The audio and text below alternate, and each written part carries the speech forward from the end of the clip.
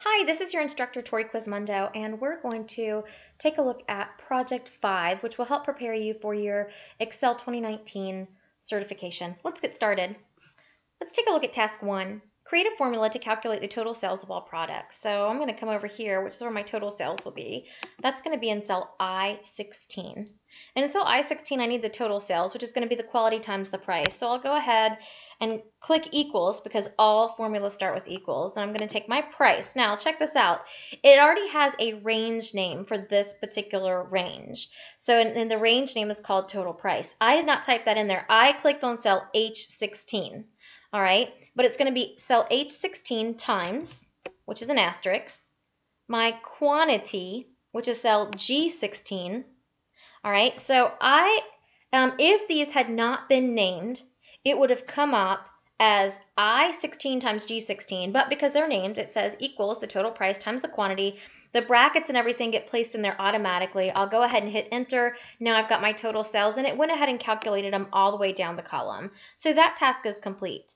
Let's take a look at task 2. Remove the properties and personal information from the workbook. Do not remove any other content. So we're going to come up here to File and check for issues and inspect the document.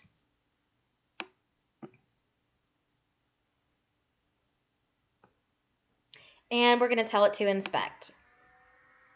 And it's going to ask us to remove the personal information. So here I would say remove all. All right, I would go ahead and click remove all, and then I would say close. I'm not going to remove it, I'm going to leave it, but that's what I would do. Remove all and then close out of that. All right, let's take a look at task 3. Task 3, create a formula in cell G12. All right, let's take a look at this G12. That will answer the question, what was the average of the total sales? So I need to type in there equals AV, equals AVER, and it's going to come up average. I'll double click average, and then I'm going to click my function argument box. Now it's going to ask me what range of cells I'd like the average of. Well, I want the total cells. So I'm going to select the total cells, and I'm going to do Control Shift down arrow to select all of them. So it's really table 15 total sales. Okay, and I'm going to say okay. And now I've got my average. You can take a look up here. This is saying of table 15, the total sales, it's taking the average of it because the range cells were named. Now, if you're curious if a range cell is named or not, you can click this down arrow and it will show you there are a ton of range cells in here that have been named. So that will always, that little down arrow will always share with you the range cell names. Okay. Now let's take a look at the next task. The next task is going to task 4, create conditional formatting rule that will apply red font color to the quantity of an order if it's greater than 5. So I need to select all of my quantities.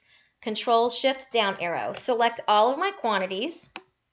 Now I need to put my rule on there. So I need, if it's greater than 5, I want the font color to be red. If it's greater than 5, that's a conditional formatting. We've done this before.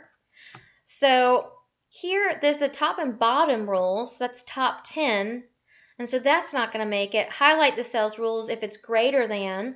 So yeah, we could do that. If it's greater than 5. If it's greater than 5, this here wants to do it light red fill with dark red text, but it's not what we want. This one specifically says apply red font color. So I'm going to say red text. That's my red font color. All right, if it's greater than 5, make it have red text. All right, done with that. Now, the next one is going to say create a conditional formatting rule that will apply green fill with dark green text if the total cell amount is above average. Okay, I want to select my total sales. Control Shift down arrow will select my total sales. And then I'm going to come back up here. I'm going to take a look at my conditional formatting.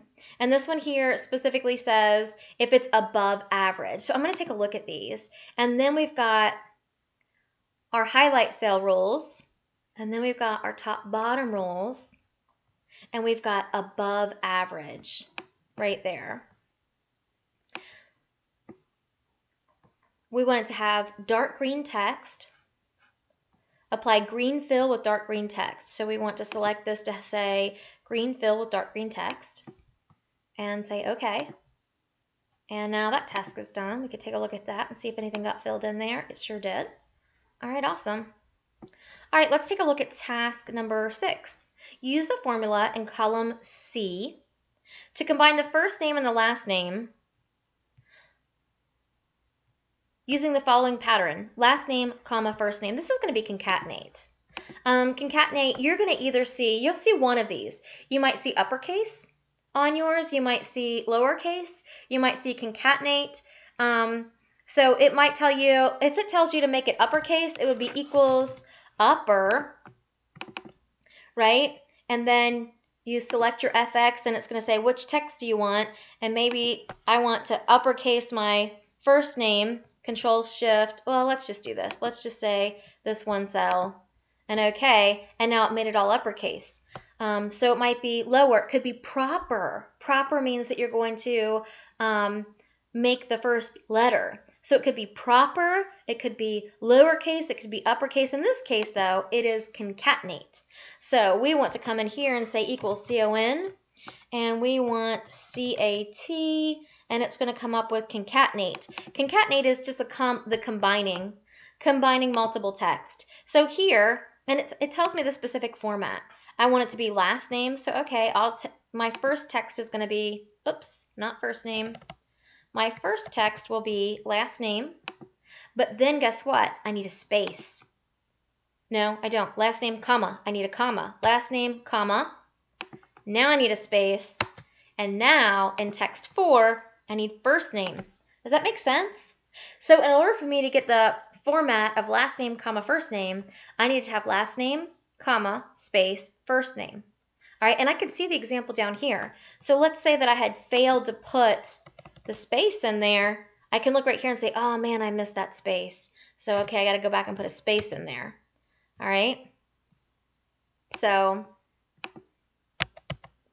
put my space in there. There we go. And now I'll say okay, and it's going to populate that for me. So that's called concatenate.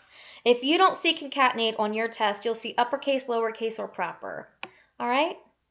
Let's take a look at task 7. On task 7, it says in cell A11, hyperlink the text. So you see there's a lot of hyperlinking going on here, and that's cool. So in cell A11, hyperlink the text. There we go, cell A11, hyperlink the text to a website and add a screen tip. All right, there is a reason why a lot of these will have that on there, because you're going to see that at least in one place on your test, maybe 2. So we're going to come up here, we're going to insert a link. We're going to choose a hyperlink, and it's going to ask us to hyperlink this to, oh, I can't scroll back over. We want to hyperlink it to a web page, and I think it was connectcode.com.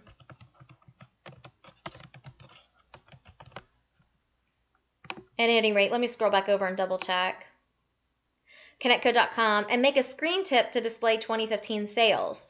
So if I need to go back and do my screen tip, that's cool. I can come right back here, add my screen tip in, 2015 sales. And make sure you get your caps in there if it's there, okay?